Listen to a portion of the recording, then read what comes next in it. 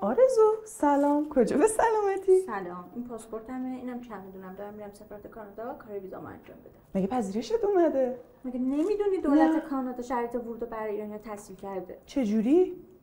اول توریستی میرم بعد تبدیلش میکنم به اقامت تحصیلی. سلام دوستان. دولت کانادا از چند ماه قبل تسهیلات ویژه‌ای برای ایرانیای حاضر در کانادا تصویب کرده که علاوه بر اون ایرانیایی که قبل از فوریه 2024 بتونن وارد خاک این کشور بشن، میتونن ازش استفاده کنن.